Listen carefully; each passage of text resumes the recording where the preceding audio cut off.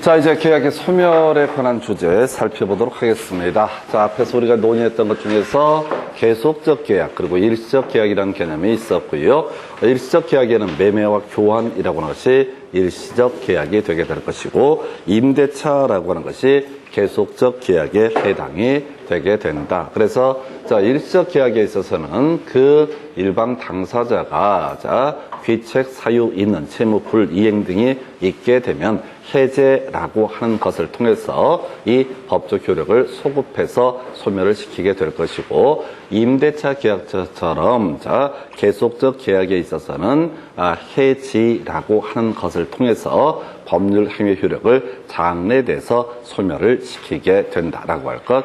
자, 근데 미리 이제 말씀드릴 게, 이 파트에서 요즘 문제의 대부분은 뭘 가지고 구성하냐면 합의 해제, 합의 해지라고 하는 것을 가지고 답을 구성을 하게 됩니다. 이유인즉슨 모르겠어요. 그냥 도배하다시피 거의가 다 합의 해제, 합의 해지. 왜? 자, 우리가 해제나 해지라고 하는 것은 상대방 있는 단독행위. 그래서 일반 당사자의 의사표시가 법적 요건을 충족했다는 전제에서 상대방에게 도달되게 되면 해제 같은 경우는 소급해서 법률 행위로서 효력이 소멸하게 될 것이고, 해지라고 하는 것은 장래돼서 그 법적 효력이 소멸되게 된다. 이에 비해서 합의 해제, 합의 해지라고 하는 것은 개념상 뭐라고요?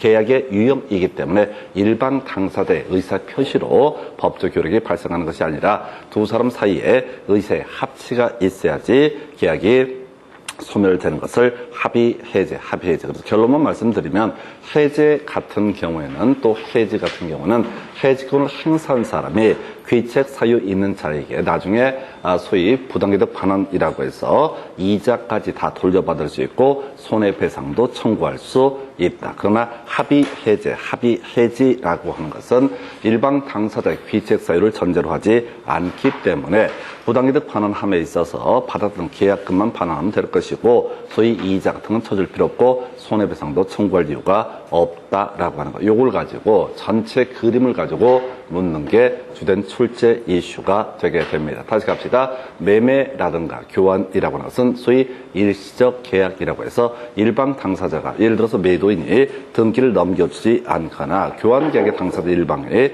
재산권을 이전하지 않는다. 이런 문제가 터지게 되면은, 자, 상대방은 해제권 행사를 해서 자, 대신 받았던 거 다 토해내는 과정, 이자까지 반환을 해야 된다. 이런 논리 구조로 하게 됩니다. 그래서 먼저 해제라고 하는 거, 일시적 계약, 소위 매매 교환 계약에 있어서 일방 당사자의 채무 불이행에 대해서 다 그 상대방이 계약의 효력을 소급해서 소멸시키기 위한 의사표시를 가리켜서 이름하여 해제라고 이렇게 정의를 하게 됩니다. 그래서 취소와 해제 차이점이라고 하는 것을 보게 되면, 취소는요, 제한 능력, 착오, 사기, 강박을 원인으로 해서 애초에 법률행위 성립 과정에 흠결이 있었기 때문에 취소권 행사만 소급해서 무효가 되는데 대신 손해배상의 문제는 발생하지 않는다. 근데 계약이 유효하게 성립이 된 상태에서 일방 당사자의 귀책 사유가 있어서 해제권 행사가 있게 되면 여기서는 손해배상의 문제가 발생하게 된다. 그게 이제 취소와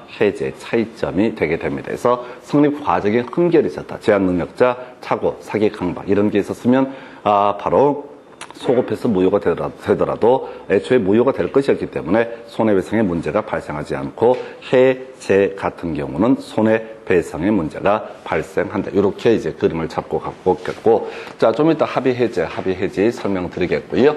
자, 그리고 나서 이제 해제권의 발생이라고 해서, 자, 우리가 약정 해제권은 큰 의미가 없고요. 약정 해제권 이런 것이 시험 지문에 뜨면 무시해버리면 되고, 그저 모든 얘기는 법정 해제권. 그래서 상대방의 귀책 사유 있는 채무 불이행이 있게 되면, 자, 그 어떤 채무의 이행을 청구할 수 있는 채권자는 해제권을 행사할 수 있다. 그래서 첫 번째 출제 포인트, 상대방 전원에 대해서 해제권 행사를 해야 된다. 이게 첫 번째 출제 이슈. 해지권도 마찬가지야. 상대방이 여럿일 때는 그 전원에 대해서 해지권을 행사해야지 바로 해제권 또는 해지권 행사로서 효력이 발생하게 된다. 그래서 첫 번째 키워드 뭐라고요? 전원에 대해서 행사해야 된다. 이게 첫 번째 이슈. 두 번째, 해제권을 행사하기 위해서는요, 일방 당사자의 귀책 사유 있는 채무 불이행에 대해서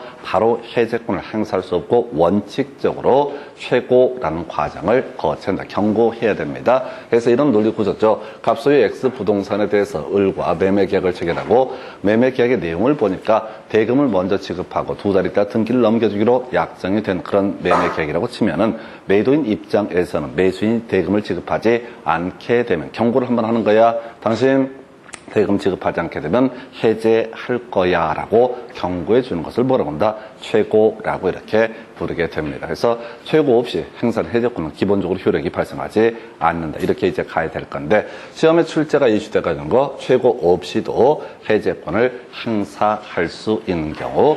자, 첫 번째, 이행 거절의 의사 표시. 다시 이행 거절의 의사 표시를 했을 때 이때는 굳이 최고할 필요가 없다라고 하는, 이건 시험에 안 나와. 너무나 당연한 얘기니까. 그럼 이제 실제 시험 문제 나오는 건 두 가지만 이슈가 되게 됩니다. 이행 불능의 상태에 이르게 된다. 해서 이런 경우죠. 갑과 을 사이의 매매 계약을 체결을 한 상태인데, 자, 갑이 지금 이행기 전에 이 X 건물에 대해서 자기 잘못으로 화재를 일으켜서 홀라당 태워버렸다라고 한다라면 을의 입장에서는 어차피 얘가 등기를 넘겨줄 수가 없는 상태가 됐으니까 굳이 최고하지 않더라도 다 계약을 해제할 수 있다. 이런 해석이 가능합니다. 굳이 최고할 필요 없이 어떻다? 해제할 수 있다. 그래서 너무나 당연한 얘기인데 이때 헛소리를 합니다. 이 사람이 최고를 하기 위해, 자, 해제를 하기 위해서는 갑에게 대금을 지급해야 된다. 이런 식의 질문들 말도 안 되는 거야. 어차피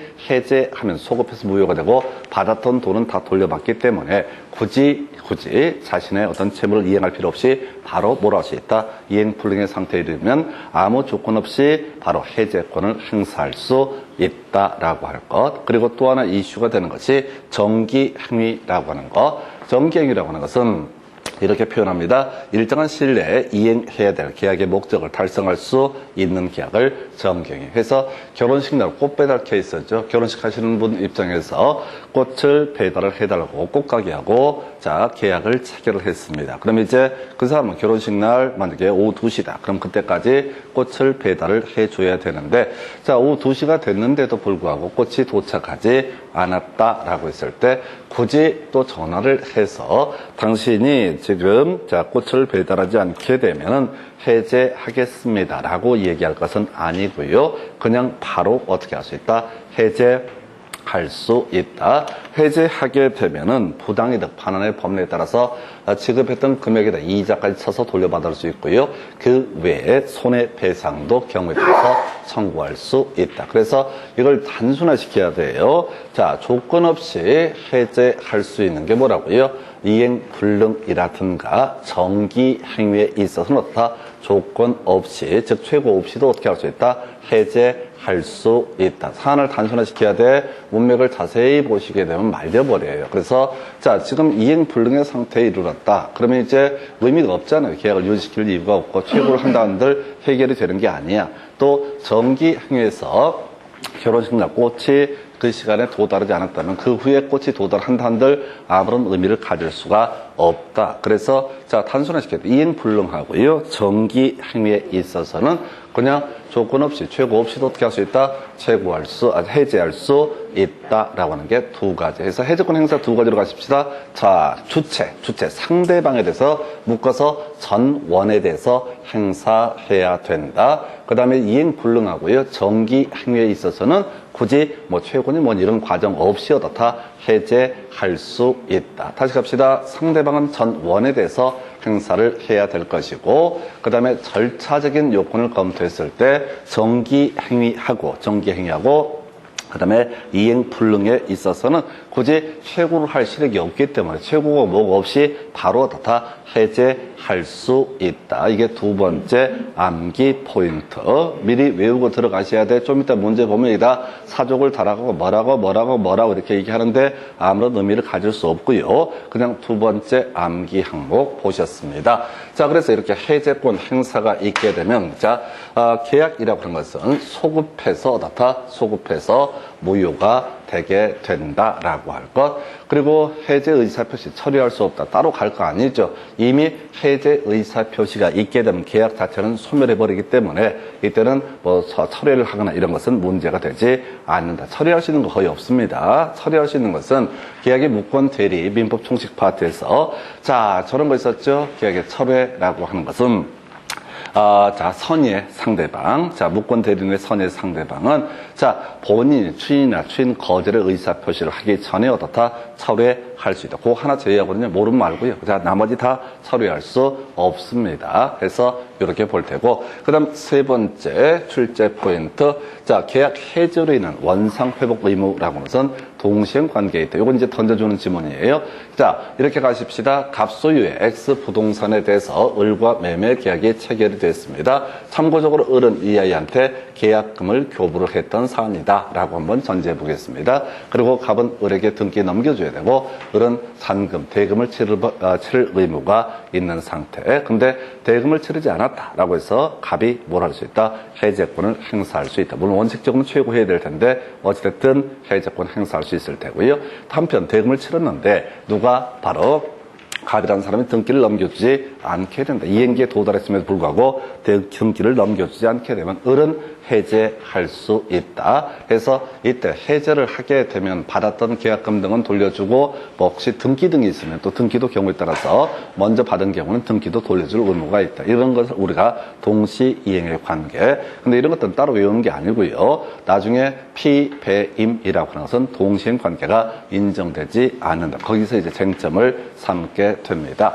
자, 그리고 나서요, 부당이득 환원이라고 하는 거. 자, 지금요, 계약, 매수인이 계약을 해지했다라고 했을 때, 매도인은 받았던 계약금에다 이자까지 다 붙여서 환원을 해야 된다. 이거랑 바로 비교하게 될 것이 조금 있다가 합의 해제에 있어서는 합의 해제는 일방 당사자의 귀책 사유가 없기 때문에 이자를 붙일 필요가 없다라고 하는 이게 세 번째 출제 포인트.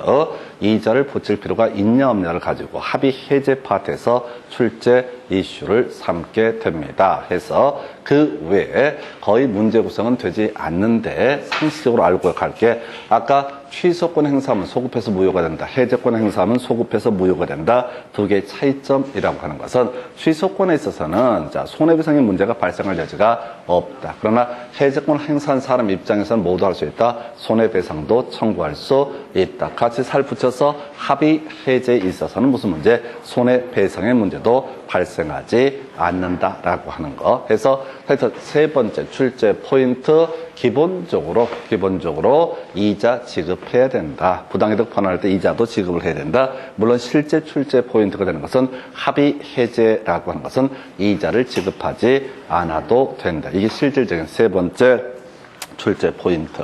자, 그 다음 네 번째, 지금 이제 보아야 되는 게 취소 관원서. 요걸 이제 하나 설명을 드리긴 하는데, 우리가 민법 총칙할 때 설명드렸던 내용 중에 하나고요. 지금 계속 해왔던 얘기가 취소권 행사가 있게 되면 소급해서 무효가 되는데 취소권 행사한 사람은 손해배상을 하지 않는다. 애초에 무효가 되어버리기 때문에. 근데 해제에 있어서는 무슨 문제? 손해배상의 문제 발생한다. 해서 사안을 설명드리면 이렇게 얘기를 하십시다. 자, 갑이라고 하는 사람이 매도인이 될 것이고 을이라는 사람이 매수인이 되게 된다. 해서 이게 기본 구조가 됩니다. 자, 그런데 지금 이제 사안을 보니까 이런 거야. 이게 이제 시가가 한 1억 정도인데 어떤 이유로 을이 차고에 빠져서 이걸 2억에 매수한 경우가 되겠다. 그리고 우리 앞에서 자, 민법 총칙 파트에서 차고에 따른 의사표시의 취소라고 하는 것은 법률행위 중요 부분에 차고여야 되고 스스로에게 원칙적으로 중과실이 없을 때 바로 차고를 이유로 의사표시를 취소할 수 있다. 물론 실제 이제 우리가 외울 때는 유의해 들어가면 어떻다?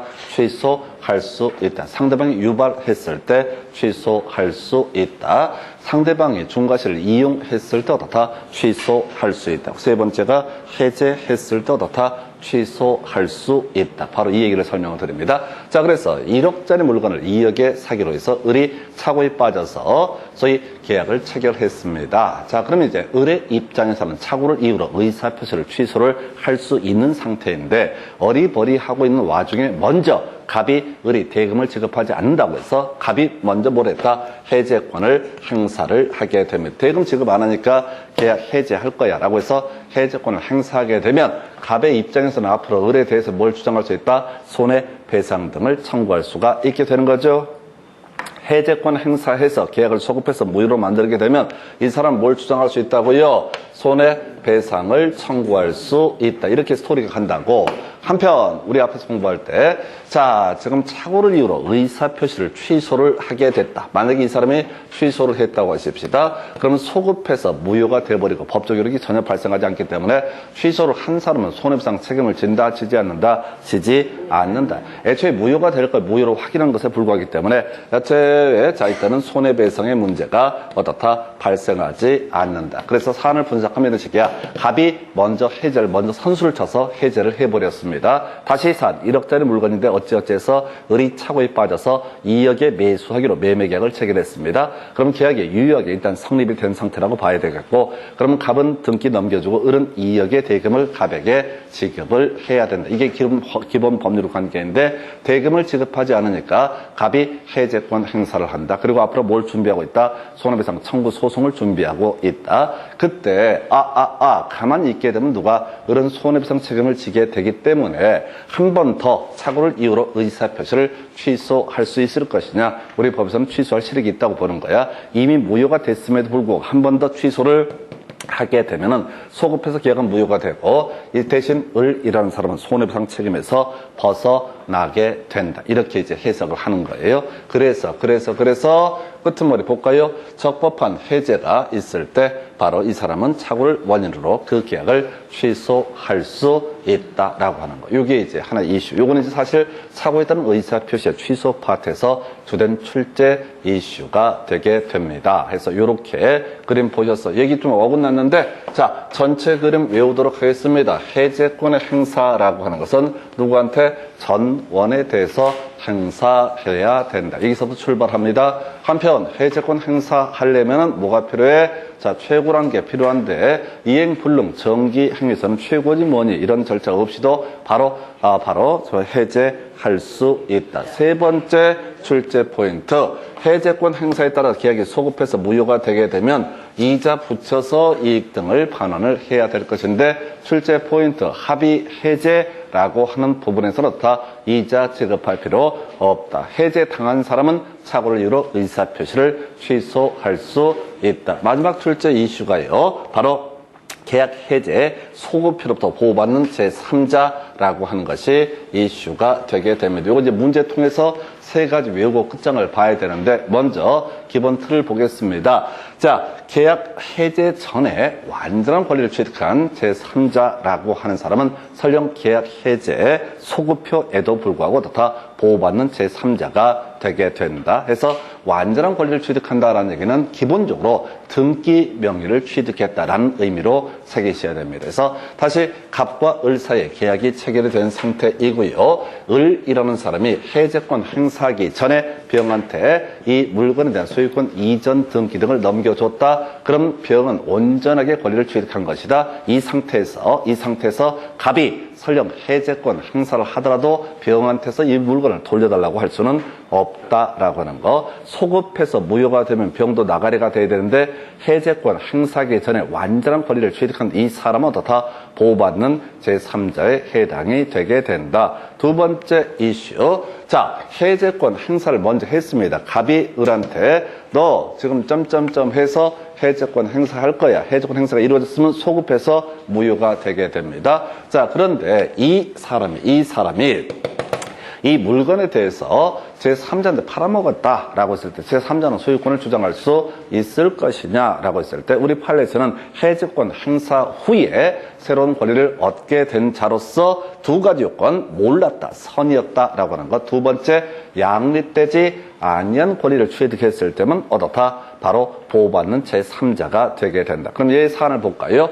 알고 모르고를 떠나서 해제권 행사가 되면 갑이 다시 소유권을 회복을 해야 될 것인데 병이 지금 소유권을 취득했단 말이에요. 말이야. 병도 소유권을 갖고 갑도 소유권을 갖는 것은 어떻다? 허용되지 않는다. 그러니까 이 사람은 당연히 내부를 알았고 몰고 이런 건 전혀 불문하고 애초에 소유권을 취득할 수 없다. 계약 해제 소급표로부터 보호받을 수 없는 제3자가 되게 된다. 근데 사안이요. 이 병이라는 사람이 만약에 이쪽에다가 소유권을 취득한 게 아니라 저당권을 설정을 했다라고 한번 해보겠습니다. 갑이 소유권을 가지면서 병이 저당권을 가질 수가 있느냐? 가질 수가 있죠. 그래서 첫 번째 양립되지 아니한 권리를 취득을 한 사안이고요. 게다가 이 병이라는 사람이 해제지 뭐니 이런 사실에 대해서 내용을 몰랐었다라고 한다면 이 병은 이때 저당권을 그대로 유효하게 취득한 다시 해제권 행사 후에 새로운 법률 관계를 맺었는데 첫 번째 요건 양립되지 아니한 법률 관계를 맺었을 때 그리고 플러스 두 번째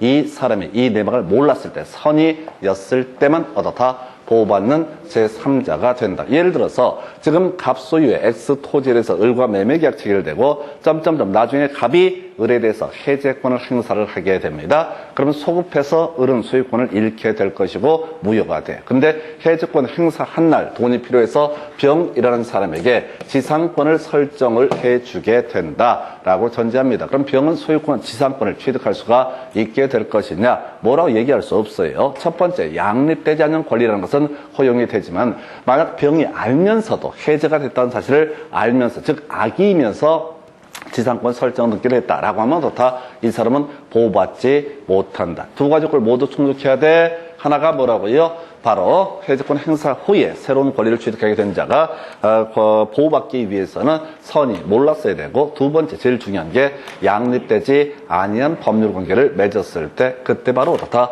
보호받는 제3자에 해당이 되게 된다. 그래서 우리 시험 문제선 뒤에서 분석을 해드리겠지만 주로 예를 가지고 많이 구성을 하고 종류가 딱 떨어지는 게 몇 개가 나오게 됩니다. 그것만 달달달 외워서 그냥 끝장을 봐야 되는 그런 사안이고요. 이걸 의미를 새기고 자식할 시간이 없어요. 지금 누차 말씀을 드리지만 이게 1분에 한 문제를 찍어내야 되는 그런 영역이거든요. 그래서 생각을 해서 풀어서 이렇게 하기에는 시간 자체가 너무 부족해서 답을 골라낼 수 없어요. 설명 들으면 다 뭐 그렇게 했구나라고 하는데 실제 문제를 풀 수가 없어요. 나중에 문제 가지고 설명을 드리겠습니다.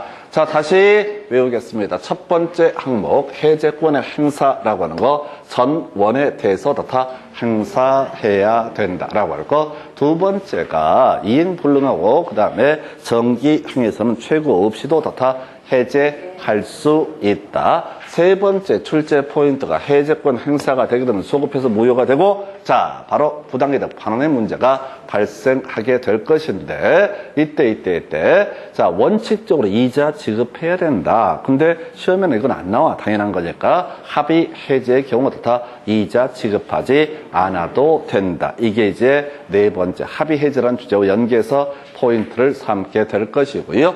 그 다음에 손해배상 청구 등 기본 상식의 문제입니다. 요건 앞으로 공부를 할 때 계속해서 해제하면 손해배상 청구할 수 있다. 이건 그냥 기본 시리즈로 나가는 거고 그 다음에 이제 자주 나오진 않는데 자 착오에 따른 의사표시할 때 매도인이 해제했을 때 매수인은 착오를 이유로 의사표시를 취소할 수 있다. 이유는 손해배상 책임을 벗어나기 위한 그런 조치다. 그래서 여러분이 외울 것은 그냥 착오를 이유로 의사표시를 취소할 수 있다. 마지막 주제 계약 해제 소급표로부터 보호받는 제3자라고 하는 사람 기본적으로 계약 해제 전에 완전한 권리를 취득한 사람 좀 이따 등기 얘기를 할 겁니다. 등기까지 넘겨받으면 이 사람 보호받는 제3자에 해당이 된다. 그런데 해제 후에 새로운 법률 관계를 맺고 양립되지 않아야 되고 그리고 선이었을 때 이때 보호받는 제3자에 해당된다. 그래서 이건 사례 갖고 출제를 못해요. 그냥 문장 하나만 가지고 구성을 할 수가 있습니다. 그리고 해제 전에 완전한 권리를 취득한 사례는 좀 이따 문제 통해서 사례 가지고 아예 외우고 들어가시면 됩니다. 그렇게 이제 보셨고요. 이제 계약의 소멸 중에서 해지라는 개념에 대해서 살펴보도록 하겠습니다. 아까 우리가 계속적 계약이라는 개념이 있었죠. 계속적 계약이라는 개념, 임대차 계약이 되겠습니다. 그래서 사실 해제와 해지는 좀 달라요. 해제는 상대방의 귀책 사유 있는 채무 불이행이 있을 때만 해제할 수 있는 데 비해서 해지는 상대방의 귀책 사유 있는 채무 불이행인 경우뿐만 아니라 민법 각종의 조항에 따라서 해지권이라는 것이 존재합니다. 예를 들어서 존속기간을 정하지 않은 토지 임대차에서 임대인도, 임차인도 뭐라 할 수 있다? 해지할 수 있다. 해지할 수 있다 해서 임대인이 해지하게 되면 6개월 후에 효력 발생하고 임차인이 해지하게 되면 1개월 후에 효력 발생한다. 이런 게 나온다고요. 해서 해지라고 하는 것은 일단 포인트가 장래효. 물론 전체 민법 문제에서 해지라는 단어가 나올 때마다 기억해야 되는 것은 이건 유효한 법률 행위가 됐을 때 해지의 문제가 발생하는 것이지 애초에 무효이면은 해지의 문제는 애초에 발생하지 않는다. 구조 똑같아요. 해지라고 하는 거 상대방 전 원에 대해서 행사를 해야 되고요. 다만 달라지는 부분이 뭐라고요? 자, 장래에 대해서 그 효력이 발생하게 된다라고 할 것. 그리고 당연히 부당이득 판례 법률에 따라서 어떻다?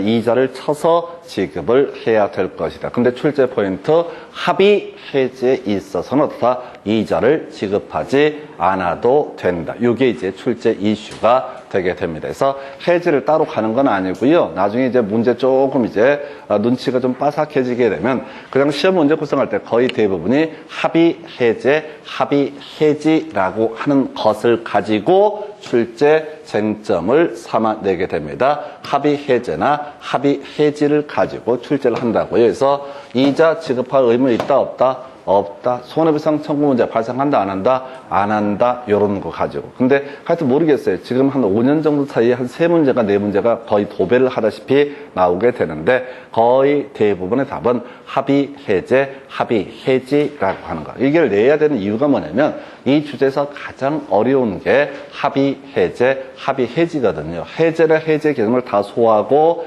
해제했을 때 부당이득 반환, 손해배상 청구, 해지했을 때 장래요, 부당이득 반환, 손해배상 청구 이 개념을 다 소화했는데 그걸 뛰어넘어서 자, 계약의 효력을 장래에 대해서 또 소급해서 소멸시키는데 두 사람의 의사의 합체에 따라서 이렇게 소멸을 시키는 경우 등은 잘못이 없기 때문에 기본적으로 손해배상의 문제, 특히 부당이득 반환할 때 이자 지급 문제는 발생하지 않는다. 이렇게 정리를 하게 됩니다. 그냥 루틴 자체가 정해져 있어요. 지금부터 외우셔야 돼. 다시 가서 해제권부터 보겠습니다. 해제권. 이라고 하는 거. 자, 해제권 행사 관련해서 이슈 삼았던 것 중에 하나가 첫 번째 전 원에 대해서 해제권 행사해야지 해제권 행사가 효력이 발생한다. 상대방이 여러 명인데 예를 들어서 그중에 일부에 대해서만 해제권 행사했다고 해서 계약의 효력이 소급해서 소멸하는 것은 아니다. 두 번째 절차적인 문제. 많은 문제 요즘에 구성 안 합니다. 이행 불능 정기 행위 있게 되면 그냥 조건 없이 어떻다 해제할 수 있다. 절차를 거치지 않아도 된다. 단순화시켜야 돼요. 자, 이행 불능하고요. 그 다음에 또 하나 정기 행위는 조건 없이 바로 해제할 수 있다. 해제를 하게 되면 소급해서 법률 행위로서 효력이 소멸하게 될 것이고 그리고 나서 지금 이제 부당이득 반환의 문제, 손해배상 청구의 문제가 발생하게 된다. 근데 여기서 출제 이슈 합의 해제의 경우 부당이득 반환 관련해서 이자 지급하지 않아도 된다. 이 얘기가 또 출제 이슈로 등장을 하게 됩니다. 그리고 자 지금 이제 착오를 이유로 의사표시 취소할 수 있다. 이건 착오에 따른 의사표시 파트고요. 그리고 보호받는 제3자 자, 해제권 행사하기 전에 완전한 권리를 취득한 이 사람은 어떻다? 보호받는 제3자의 범주에 포함되게 된다. 좀 이따 문제 가지고 답을 체크를 해야 될 주제가 되겠고요.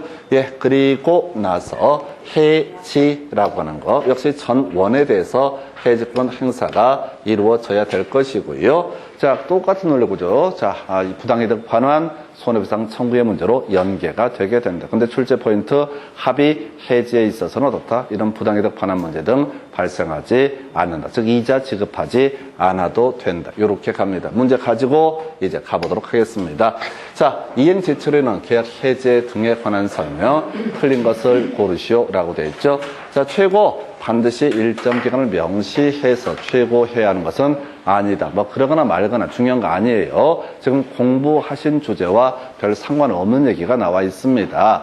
예를 들어서 며칠 내에 이행하지 않으면 해지할까 이렇게 할 게 아니라 그냥 날짜를 특정하지 않더라도 법원의 판사가 자 당연히 최고로 했으면 날짜를 특정하지 않더라도 날짜를 특정할 때 까칠하게 몇 월 며칠까지 안 하면 해지합니다. 이게 아니라 어떻게 빨리 해결해달라 이렇게 얘기를 하는 것이기 때문에 1번 중요한 쟁점 아니고요. 2번 계약 해제는 손해배상 청구에 영향을 미치지 아니한다. 그래서 해제하고 나서 모두 할 수 있다. 손해배상도 청구할 수 있다. 3번 당사자 일방의 정기 행위를 일정한 행위에 이행하지 않으면 그때말이 해제할 수 있다. 맞죠? 해제할 수 있다. 맞죠? 네. 그 다음에 당사자가 수인일 때 해제는 1일 이내 하더라도 효력이 있다. 출제 틀렸죠? 해제권 행사는 전원에 대해서 행사를 해야 된다. 제일 처음 외울 주제라고요. 이게 쉽고 틀리고 막 어렵고 쉽고의 문제가 아니라 답을 뽑는 주제. 첫 번째 해제권 행사의 상대방 전원에 대해서 행사해야만이 어떻다. 해제권 행사로서 효력이 있다라고 하는 거. 자, 이렇게 보셨고. 자, 뭐 이것 다음에 5번 지문이요. 자, 모르겠어요. 뭔 소린지 버리시라고 해서 이 지문을 가실 때는 1번도 겁나 어려워. 5번 같은 경우도 더럽게 까다로워. 그런 거 분석하지 마시라고. 여러분들은 지금 같은 얘기를 한 5번째 계속 미친놈처럼 중얼중얼 해도 알 것 같다고 얘기했는데 또 문제를 볼 때 아, 자기가 푸는 걸 딱 발견한 거야. 우와, 내가 맞춘다. 그렇게 가시면 돼. 괜히 오버해서 생각하고 분석하고 하지 마시라고. 왜? 이 지문이 16년간 한 번 나온 지문이라고 해봐서 제발 쓸데없는 것 좀 보지 마시고 답이라도 외우는 방향으로. 자, 해서 답은 4번. 자, 지금 틀린 걸 고르시겠어. 답 4번이죠? 그 정도. 그 다음 문제 살펴보겠습니다. 계약 해제에 관한 설명 틀린 것을 고르시오. 자, 끝머리 취소할 수 있다. 외웠었죠? 뭔 소리죠? 아, 몰라. 외워버린 거야. 몰라. 외워버렸잖아요. 해제했을 때 상대방은 뭐야? 취소할 수 있다. 왜 그렇다고 그랬어요? 몰라. 되게 길게 얘기했어. 그래서 아까는 다 이해한 눈빛이었는데 하여튼 취소할 수 있다는 외웠어. 2번 지문이요. 자, 계약을 합의 해제한 경우에도 자, 민법상 계약 해제에 따른 제3자 보호 규정이 적용된다. 잘 모르겠고요. 자, 3번 지문이요. 이행 불능 나와 있죠? 그럼 바로 계약 해제할 수 있죠? 이행 불능 뜨면 바로 계약 해제할 수 있죠? 틀린 거라고. 뭐 매매 대금을 제공을 해야 된다. 말도 안 되는 얘기라고. 이걸 외우는 게 아니라 이행 불능하고 정기행위는 그냥 어떻게 할 수 있다? 해제할 수 있다. 시험 지문에 뭐라고 나와야 돼요? 그냥 해제할 수 있다고 되어 있다고. 최고를 해야 되고 뭐 변제를 제공. 아, 필요 없어. 그냥 해제할 수 있다고요. 근데 이 말을 이 미친놈들이 말도 안 되는 소리를 던져놓으니까 이게 이상하게 느껴진다. 그러니까 외우고 들어가셔야 돼. 이행 불능과 정기행위는 어떻다? 그냥 해제할 수 있다라고 하는 거. 이게 두 번째잖아. 첫 번째가 전원에 대해서 해제권 행사해야 된다. 두 번째가 그냥 해제할 수 있다. 이행 불능하고 그 다음에 정기 행위라고 하는 거. 3번 지문이요. 자, 토지 매수인으로부터 그 토지에 신축된 건물을 매수한 사람은 토지 매매계약 해제로 인해서 보호받는 제3자에 해당하지 않는다. 설명 한번 간단하게 드릴 텐데 별 의미 없어요. 이건 뒤에서 나올 주제와 연계해서. 자, 가십시다. 갑이라고 하는 사람이 소유하는 X 토지를 을과 매매계약을 체결해서 을에게 등기를 넘겨준 상태가 되겠습니다. 자, 그렇다 치고요. 자, 이제 해제하게 되면은 해제권 행사하기 전에 완전하게 권리를 취득한 사람이 어떻다? 보호받는 제3자에 해당이 된다라고 했었죠. 이 집은 자주 나오긴 한데 답은 아니야. 볼까요? 토지 매수인으로부터 그 토지 위에 신축된 건물을 매수한 사람. 뭔 소리냐면 이 토지 매수인이 을이고 건물이 Y 건물이라고 했을 때 이 Y 건물을 병이 매수를 했다라고 한번 해보겠습니다. 그럼 병은 보호받을 수가 있을 것이냐? 보호 못 받습니다. 이건 힌트가 뭐냐면 신축 건물이라는 데 포인트가 있는 거야. 신축 건물을 매수했다는 얘기는 아직은 등기를 넘겨받지 못한 상태다. 이런 취지라고요. 그래서 얘는 보호받는 제3자에 해당하지 않는다라고 하는. 근데 이걸 외우는 건 아니고요. 좀 이따 문제 통해서 보호받는 제3자 3명을, 3자 3명을 외우고 끝장을 보는 거예요. 해서 신축 건물, 이 지문을 가지고는 얘가 등기를 넘겨받았는지 안 받았는지를 지문에 안 나온다고. 이 지문을 보고 나서 얘가 등기를 넘겨받았네, 안 받았네, 이런 얘기가 안 나와 있다고.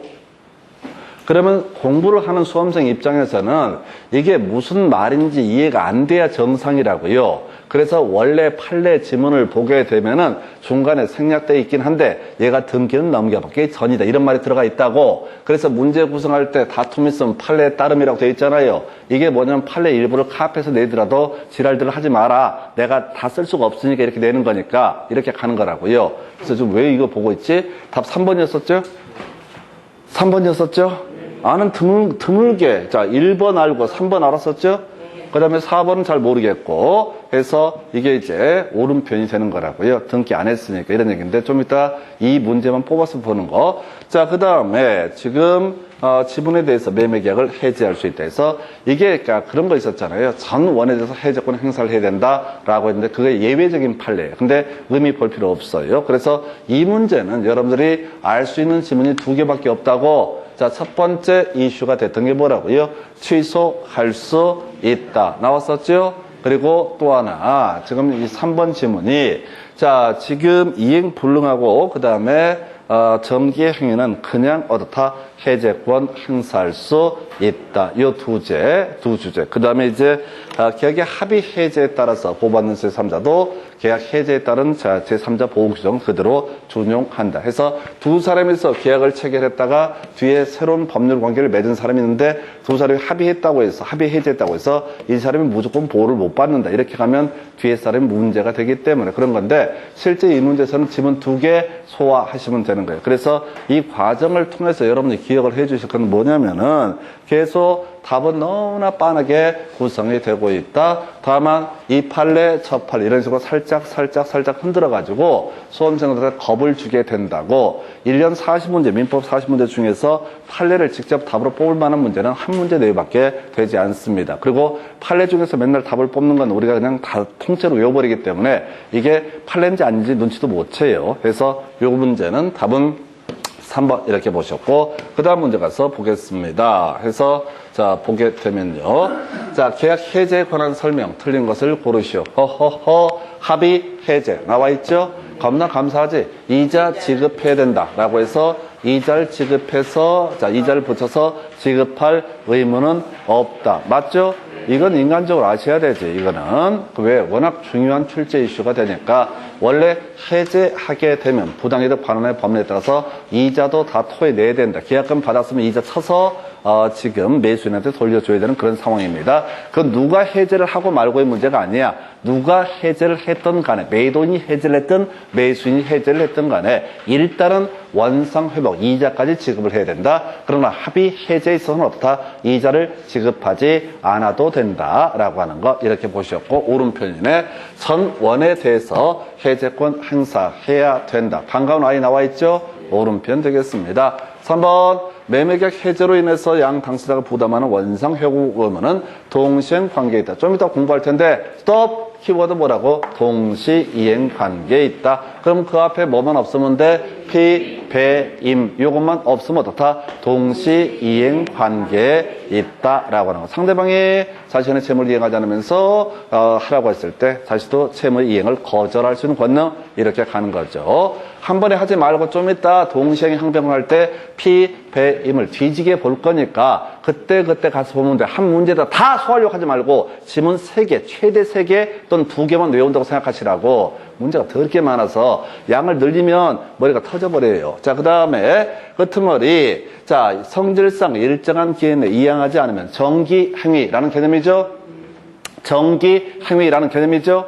정기행위라고 하는 것은 당사자 일방이 해제 의사표시를 하지 않더라도 해제 효과가 발생한다. 틀렸죠? 틀렸다고 그냥 해제권을 행사할 수 있다. 최고라는 절차를 거치지 않더라도 다 그냥 해제권을 행사할 수 있다. 해제권 행사가 있어야지 소급해서 무효가 되게 될 것이고 그 다음에 손해배상 문제, 원상 회복의 문제가 발생한다. 아무것도 안 했는데 해제 효력이 발생하는 것은 아니다. 해서 상대방 있는 단독행위, 해제권 행사, 상대방에게 의사표시가 도달했을 때 효력이 발생하는 것이지 자동으로 취소된 것으로 본다라든가 자동으로 해제된 것으로 본다 이런 말 자체는 있을 수가 없습니다. 취소도 해제도 상대방 있는 단독행위니까 그 의사표시가 상대방에게 도달했을 때 어떻다? 효력이 발생하게 된다. 그래서 문장을 쫓아가시면 당해요.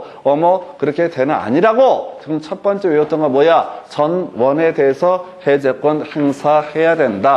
두 번째, 그냥 해제권 행사할 수 있는 케이스 두 가지 뭐야? 이행 불능하고 정기 행위 관련해서는 그냥 해제권 행사할 수 있다. 세 번째, 아까 나왔던 것 중에 하나가 부당이득 반환의 법률에 따라 이자 다 지급을 해야 되는데 합의 해제는 이자를 지급하지 않는다. 네 번째 쟁점, 착오를 이유로 의사표시를 취소할 수 있다. 다섯 번째 쟁점이 뭐라고요? 보호받는 제3자라고 하는 거. 이게 5개라고. 이거라도 외우시라고. 그대로 똑바로 외워야지 문제를 풀어. 읽지 마요. 읽으면 안 돼. 여러분들은 문장 분석할 능력이 숙달이 안 돼. 암기가 안 돼 있으면 읽어봐봤자 무슨 말인지 모른다고. 그리고 혼자 생각해. 그러면 어차피 결혼식은 꽃배달이 안 왔으면 그러면 그냥 의사표시 할 필요 없이 없던 일로 치게 되나? 그러면 이제 아니라고 생각하지 말라고. 법 모르시니까. 그러니까 기본을 먼저 외운 다음에 그 다음에 접근을 하시고, 그러니까 우리가 외우고 이 지랄을 하는 이유가 뭐냐면요, 문제를 풀기 위해서고 외운 걸 대입하시는 거라고. 법을 해석하는 게 아니라 해제가 뭔지 어떻게 알아. 근데 이렇게 법이 돼 있다고 그러니까 그걸 외워서 풀어가시는 겁니다. 한 5개 쟁점 가지고 가는 거예요. 그래서 4번 틀렸죠? 자, 이행 불능 나오게 되고 정기 행위 관련해서는 어떻다? 해제, 절차 없이 지멋대로 어떻다? 해제권 행사할 수 있다. 4번 틀렸고요. 자, 매매대금 채권이 양도된 후 매매계획이 해제가 됐을 때 양수인은 그 권리를 침해당하지 않는 제3자에 해당하지 않는다. 뭔 소리인지 모르지. 보지를 마. 딱 보는 순간 느껴야 돼. 아, 내가 모르는 거구나. 라고 넘어가셔야 된다고. 해제 얘기할 때 보호받는 제3자 여부를 가지고 꼭 지문에 1개, 2개를 툭툭툭 던져놓는다고. 그러면 이거 해석 못 한다고요. 완전한 권리를 취득하지 않은 상태니까 이 사람은 보호받는 제3자가 아니다. 이렇게 가는 건데 이건 좀 이따 문제 통해서 보호받는 제3자 딱 3명 외워서 끝장 보는 거예요. 보호받는 제3자 딱 3명 끊어서 외우는 거지 절대로 하나하나 사안을 쫓아가시면 안 돼요. 그래서 이렇게 설명을 드릴 수가 있겠고 답은 몇 번? 4번. 그 다음 문제 가서 보겠습니다. 자, 드디어 이제 나오기 시작했다. 계약 해제 시 보호받는 제3자에 해당하지 않는 자를 모두 고르시오. 모르지? 읽어볼 것도 없고 이제 오늘 외우시는 거야. 보호받는 제3자라고 하는 게 3명이 있게 됩니다. 그래서 여러분 교재 가지고 혹시 보시게 되면 나중에 어딨지? 보호받는 제3자, 보호받는 제3자 관련해서 여러분 교재 207페이지 기본서를 보면 나와 있어요. 그 중에서 하나가 가압류라고 하는 것이 가압류 집행한 사람이 있게 됩니다. 그래서 일단 하나 외우십시다. 자, 보호받는 제3자의 어떻다? 가압류 집행한 채권자라고 하는 사람은 어떻다? 오늘 외울 거예요. 오늘 자, 보호받는 제3자의 범주에 해당이 되게 된다. 그리고 또 하나 보호받는 제3자의 범주 중에서 처분 금지, 가처분. 자, 다시 처분 금지, 가처분. 요건 아닌가? 자, 저도 헷갈리기 시작하는데 보호받는 제3자, 가압류 집행한 자. 예, 그래서 지금 이제 요거 하나 있겠고 또 하나가 뭐가 있냐면 가등기가 있어야 되는데 가등기라고 하는 거 해서 여러분 교재 27회 때 나왔던 문제 해서 자. 소유권 이전 등기 청구권 보존을 위한 가등기를 마친 자라고 하는 사람, 이 사람도 다 바로 가등기 한 사람도 보호받는 제3자에 해당이 되게 된다. 이게 이제 어려운 거 2개, 어려운 거 2개. 다시요. 자, 계약 해제권, 갑과 을 사이에 계약이 체결됐습니다. 근데 해제가 됐습니다. 해제가 됐습니다. 근데 그 전에 해제권 행사하기 전에 보호받는 제3자가 총 3개가 나오는데 어려운 게 2가지야. 가압류 집행한 자, 가등기 한 자. 이렇게 외우시면 돼. 이 2명은 어떻다? 보호받는 제3자에 해당이 된다. 다시요. 일단 답부터 외우고 시작해야 돼요. 좀 이따 사안을 한두 개 설명을 드릴 텐데 다시 보호받는 제3자 다 보호 못 받아. 보호받는 제3자 자 크게 세 가지인데 그 하나는 문제 보면서 다 풀 수가 있기 때문에 문제가 안 되고 어려운 게 가압류 집행한 자 가압류 집행한 자 또 하나가 뭐라고요?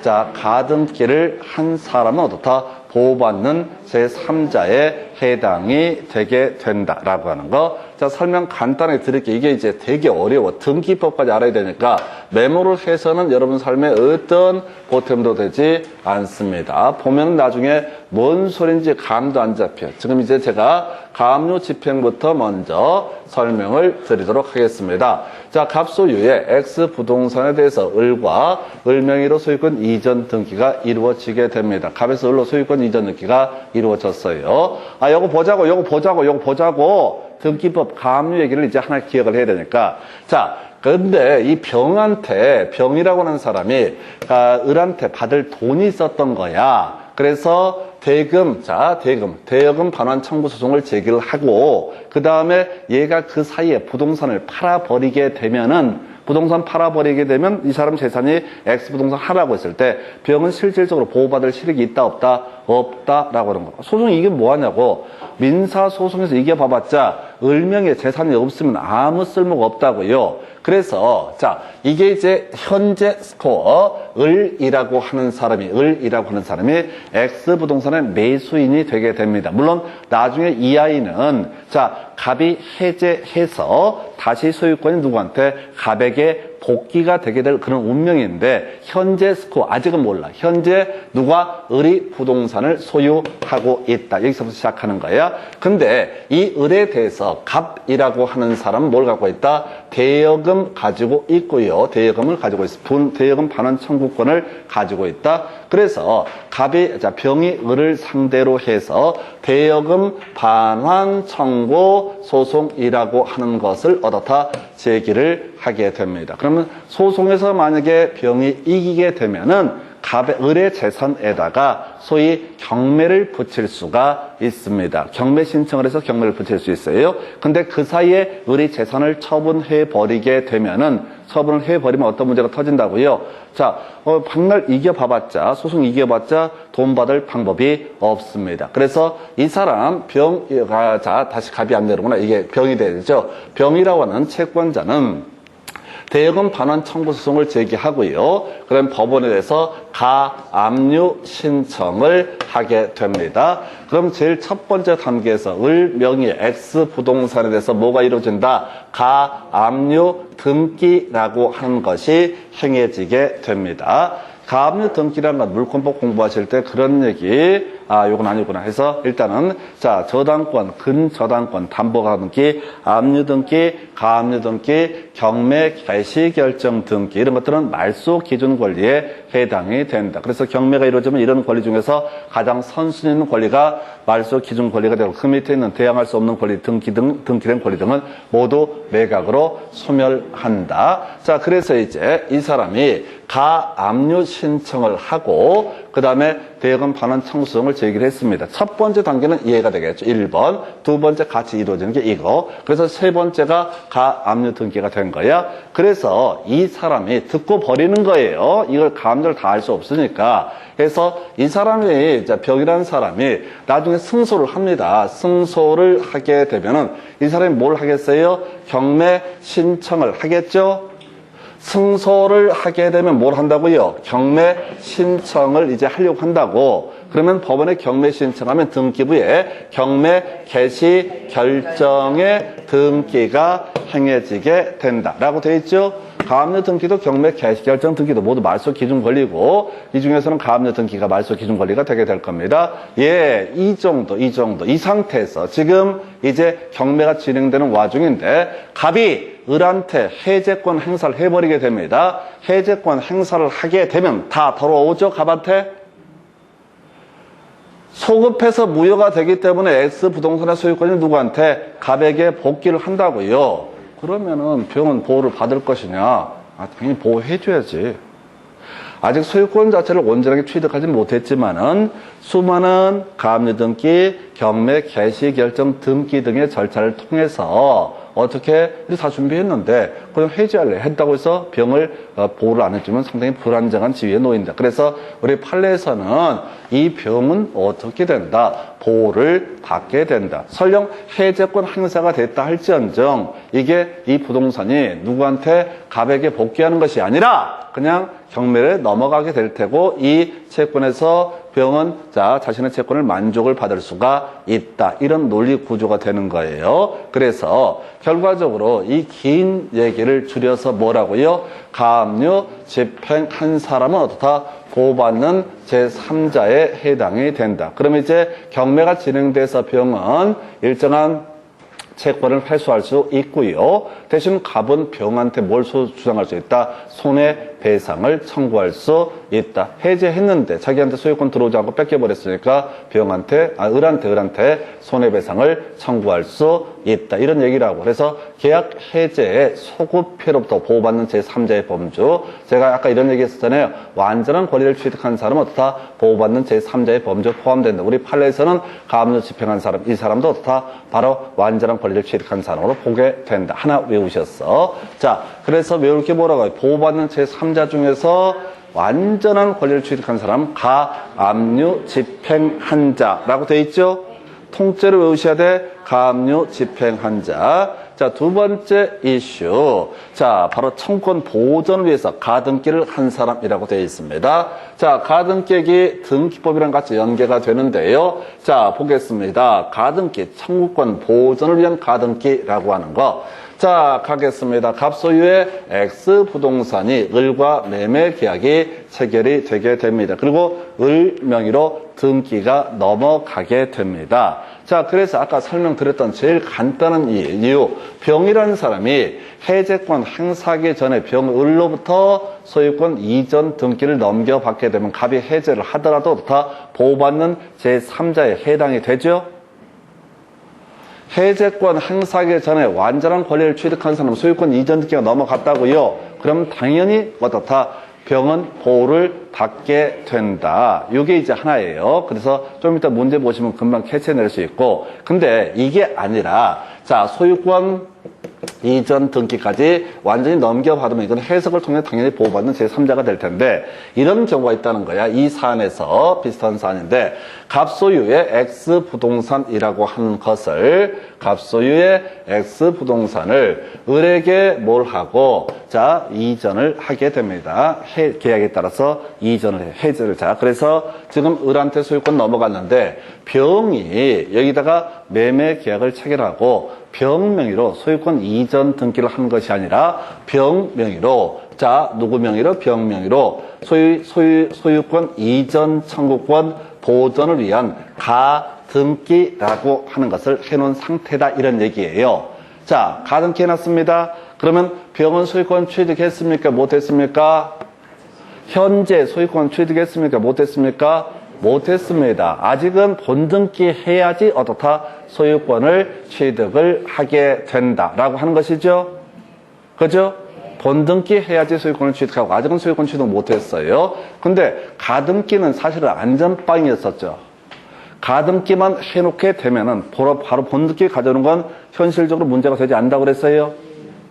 가등기는 형식적으로 소유권 이전 등기만 안 넘어갔을 뿐이지 실질적으로 거의 소유권 이전 등기를 지 멋대로 할 수 있다고 우리가 등기법 보다 보면은 자, 가등기가 실행이 되고 본등기 할 때 상대방이 협조를 안 해도 이행 판결 받아서 다 단독으로 본등기 신청할 수 있다. 이렇게 돼 있어요. 그래서 앞으로 스토리가 뭐냐면 병의 입장에서는 병 명의로의 소유권 이전 등기, 즉 본등기를 하게 되면은 이 사람은 순위가 언제 가등기 한때로 소급해서 순위를 차지하고 다만 본등기를 한 시점에 그 권리를 취득을 하게 된다. 이렇게 되어 있었죠?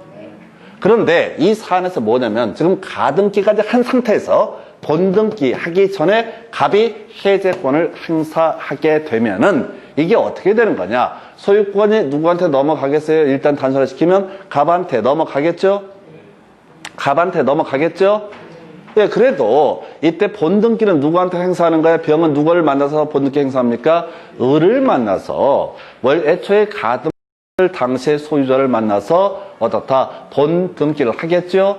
그럼 을이 싫다고 해도 이행 판결을 받아서 단독으로 본등기 신청할 수 있다고. 그래서 결과적으로 병은 무조건 소유권을 취득할 수밖에 없다고. 복귀가 되더라도 어떻다? 어차피 소유권 취득할 수밖에 없다고. 그러니까 이 사람 보호받는 제3자다. 나 그냥 처음부터 외웠으면 얼마나 편해요. 피곤하지 않게. 뒤지게 설명을 했네. 저 가압류 집행한 사람하고요. 가등기 한 사람. 이게 청구권 보호전에 가등기를 한 사람은 어떻다? 보호받는 제3자에 해당한다. 이 두 개가 출제 포인트라고. 그리고 완전히 애초에 소유권 이전기를 넘겨받은 사람도 어떻다? 소유자 보호받는 제3자에 해당된다. 되셨죠? 그래서 이 문제에서는 지문 맥락을 파악할게. 가압류 집행한 자, 가등기를 한 사람. 근데 꼭 여기서 헷갈리게 나쁜 놈의 새끼들이 처분금지, 가처분 등기 이게 튀어나오거든요. 처분금지, 가처분 등기는 아니에요. 정확히 해야 돼. 우리가 나중에 공부하다 보면 가등기 있고 가압류 등기 있고 경매 개시열 등기, 처분금지, 가처분 등기 이런 식으로 공부를 한다고. 처분금지, 가처분 등기는 가등기와 유사한 성격을 갖게 되는데 그건 판결에서 승소를 하고 등등등 복잡한 과정을 거쳐야 돼요. 그래서 일단 보호받는 제3자가 뭐가 있다고요? 가압류 집행한 자, 그 다음에 청구권 보호전에 가등기를 한 사람은 어떻다? 앞으로 본등기를 분명히 하게 될 것이니까 보호받는 제3자에 해당되게 된다라고 하는 거. 자, 이제 문제 가지고 설명을 드리겠습니다. 아까 중간중간에 보면은 보호받는 제3자에 해당한다, 해당하지 않는다. 이런 식의 지문들이 중간에 툭툭 튀어나온단 말이에요. 그 수많은 문제를 해결해 가는 방식이 뭐라고요? 바로 가압류 집행한 자, 청구권 보호전에 가등기를 한 사람, 그리고 완전하게 소유권 이전기를 넘겨받은 사람 등은 어떻다? 보호받는 제3자. 그래서 두 개, 가압류의 가고요, 가등기의 가. 근데 이렇게 외우면 꼭 중간에 처분금지, 가처분 등기 이게 나와서 헷갈리게 구성을 하게 됩니다. 그래서 가압류의 앞 들어가야 되겠죠? 그 다음에 가등기의 앞가가 돼도 좋고 대신 최소한 처분금지 가처분은 아니다 라고 하는 것을 외우고 들어가셔야 돼. 처분금지 가처분은 아니다. 거기까지 설명드리면 복잡하니까 지금 보호받는 제3자 3명 설명드렸습니다. 가압류 집행한 사람, 가등기를 한 사람, 그리고 하나 더 아예 소유권 이전 등기 넘겨받은 사람. 이 사람은 어떻다? 보호받는 제3자에 해당한다. 그래서 아예 소유권 이전기 넘겨받은 사람 되게 쉬운 주제고요. 나머지 가압류 집행한 사람 하고요. 지금 가등기를 한 사람에서 봐봐. 자, 여기 보니까 니은벗 가압류 집행한 자 나와 있죠? 예, 얘는 보호받는 3자, 보호받지 않는 애는 기역 디귿에서 답 3번 이렇게 가는 거예요. 읽어보지 마시라고. 읽어봐봤자 뭔 소리 모르잖아요. 답을 외우고 치고 들어가시라고. 이게 루틴이 딱 정해져 있어요. 이것만 내도 어차피 다 틀려. 이 문제를 백날 내도록 사람들이 무슨 문제인지 감도 못 잡아. 그래서 가압류 집행하는 사람은 어떻다? 보호받는 제3자. 나머지는 어떻다? 보호받는 제3자가 아니다. 이렇게 이제 가시게 되겠고, 지금 이 계약 해지 시 보호받는 제3자에게는 지문에 끊임없이 나와요. 그래서 보호받는 제3자에 해당한다, 해당하지 않는다 이런 지문이 나왔을 때 겁먹지 말고, 보호받는 제3자는 가압류 집행한 사람하고요. 그리고 두 번째 가등기를 한 사람, 그리고 이전 등기를 마친 사람 이렇게 가시게 됩니다. 그래서 자 30회 때 나왔던 문제 보셨고 그 다음 주제 볼까요? 자 지금 보니까 27회 때 자 앞에 보지 마. 보호받는 제3자에 해당하지 않는 자를 모두 고르시오 라고 되어 있죠. 자 보호받는 제3자 크게 이렇게 봤습니다. 가자 해제권 행사하기 전에 완전한 권리를 취득한 사람, 그 세 가지가 있었다고. 소유권 이전 등기를 마친 사람, 가압류 집행한 사람, 그 다음에 가등기를 한 사람 이렇게 갔었죠. 한편 해제권 행사 후에 새로운 권리관계, 법률관계를 맺고 양립되지 않은 법률관계 플러스 선의였을 때 다 보호받는 제3자의 범주에 해당이 되게 된다라고 했었죠. 다시 두 개로 갔잖아요. 크게 첫 번째 완전 권리를 취득한 사람, 이게 가압류 집행한 사람, 가등기를 한 사람, 그리고 소유권 이전 등기를 마친 사람, 이게 세 가지가 완전한 권리를 취득한 케이스고, 해제권 행사 후에 양립되지 아니한 법률관계를 맺고 그 다음에 몰랐을 때, 선이었을 때 보호받는 제3자. 그래서 자 이것도 뭐 읽어보고 말고 할 것도 없어. 계약 해제 전 나와 있죠? 계약 해제 전 나와 있죠? 계약 해제 전이고 보니까 소유권 이전 등기를 격려한 자 보호받죠? 내용 볼 것도 완전한 권리를 취득했잖아요. 소유권 이전 등기를 마친 사람은 보호를 받잖아요. 그래서 완전한 제3자. 그다음에 봐봐, 가등기를 마친 사람 나와 있죠? 이것도 보호받는 제3자가 되게 되는 거죠? 자, 그래서 다른 건 모르겠고 보호받는 제3자에 해당하지 않는 자를 모두 고르시면 기억, 니은을 제외한 디귿, 리을이 되나요? 아니, 디귿, 리을 나도 찾아봐야지. 아니, 지금 디귿, 리을이 딱 떨어지지 않잖아요. 최소한 기억, 니은 아니죠? 기억, 니은은 보호받는 제3자잖아요. 이제 살 붙여가십시다. 계약 해제 전 대항력을 갖춘 임차인. 이 사람도 보호받을까요? 보호받겠죠? 소유권을 취득할 때는 소유권 이전 등기를 해야 되고, 임차권을 온전하게 취득하려면 대항력 갖추면 되죠? 주택임대차 보호법에서 주민등록 이전하고 이런 거 있었잖아요. 확정일자까지 바뀌면 우선 변제권, 주민등록만 이전하게 되면 어떻다? 바로 이것은 대항력을 갖춘다. 이것도 그러니까 보호받는 제3자의 문제가 되는 거야. 그래서 결국은 이런 식이지. 지금 계약 해제 전, Y주택에 대해서 보니까, Y주택에 대해서 지금 아마도 갑이 이 Y주택을 지금 취득을 했어요. 그래서 이 사람하고 임차인 그리고 대항력이 발생했다라고 전제가 되게 되면 이게 복귀가 되더라도 어떻다? 임차인의 권리는 그대로 인정될 수 있다. 이런 얘기죠. 계약 해제 소급표로부터 보호받는 제3자의 의미는 이 사람 권리가 소멸하지 않는다고요. 그러니까 원래 소유자가 을이 될 때, 을이 이 물건을 돌려받을 때는 임차인이 딸려온 케이스가 되겠다. 뭐 나름 어렵게 구성한 문제입니다. 그래서 최소한 가장 쉬운 게 두 가지, 어려운 게 가압류 집행한 사람하고요. 다음에 또 하나가 청권 보전의 가등기를 한 사람. 이 사람은 무조건 보호받는 제3자다. 이건 일단 알고 들어가야 돼. 근데 네 번째 보니까요, 신축 건물을 매수한 자, 아까도 한번 나왔던 거죠.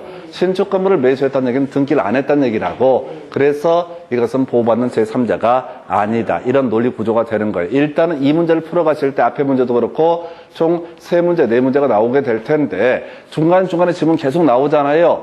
지금 이제 2개, 총 3개 외우셨어. 해제권 행사하기 전에 완전한 권리를 취득한 사람은 아예 소유권 이전기를 넘겨받은 병, 이런 게 있어. 이건 너무 쉬운 주제고, 그 다음에 가압류 집행한 사람, 그 다음에 가등기를 한 사람이라고 하면 청권 보전의 가등기를 한 사람, 그리고 지금 이제 새로 추가할 만한 주제가 있고, 굳이 해석을 통해서 대항력을 이미 가졌다면 이 사람은 임차인으로서의 권리를 여전히 주장할 수 있다. 이렇게 해석을 하죠.